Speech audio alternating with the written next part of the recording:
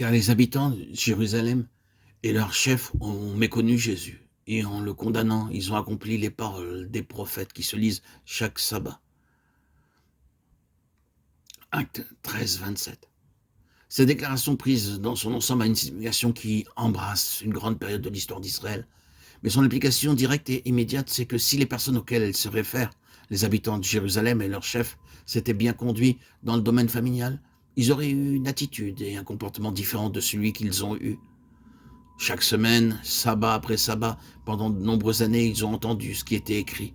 Mais finalement, parce qu'ils n'ont pas admis la vérité qu'ils entendaient, ils se sont conduits d'une manière entièrement opposée à ces choses, quoique dans la souveraineté de Dieu, il les a accomplis en agissant de la sorte.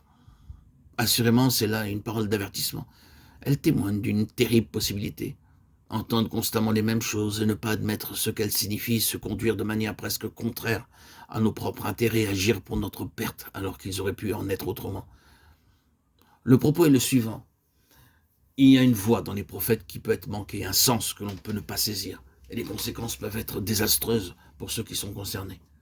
La voix des prophètes, cela suggère qu'il y a quelque chose qui va au-delà des simples propos du prophète. Il y a une voix. Nous pouvons entendre un son, des paroles, et cependant ne pas entendre la voix.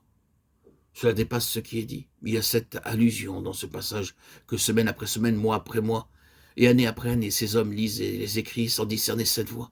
C'est la voix des prophètes que nous avons besoin d'entendre.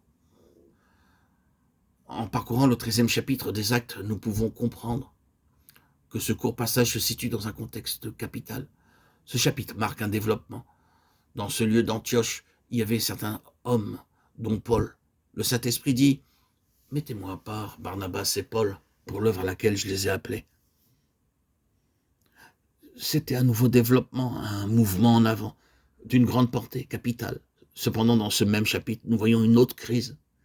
C'est une chose inévitable lorsqu'un certain lieu, une grande foule se rassemble, les Juifs refusant d'obéir à la parole, fomentent une révolte.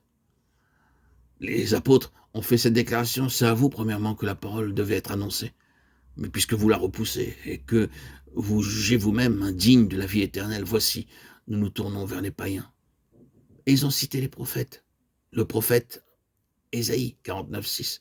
À cause de leur autorité, je l'établis pour être la lumière des nations. C'était une période de l'histoire de l'Église et les Juifs, dans une grande majorité, s'en détournaient alors que les gentils, les non-Juifs y étaient délibérément introduits. C'était parce que les Juifs avaient entendu ces prophètes sabbat après sabbat, sans entendre leur voix. De grandes choses sont liées au fait d'entendre la voix. Si nous ne l'entendons pas, cela peut conduire à des pertes irréparables. Des choses importantes concernant Israël ont eu lieu depuis cette époque d'Acte 13. Ce n'est pas dans mon intention de parler des prophéties qui concernent les Juifs, mais ma pensée est la suivante.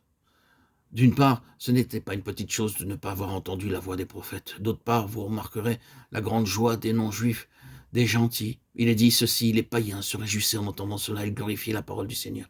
D'un côté comme de l'autre, entendre ou ne pas entendre a eu de grandes répercussions. C'est toutefois une grande chose d'entendre et d'agir en conséquence. Je pense que c'est une question sérieuse et qui mérite toute notre attention.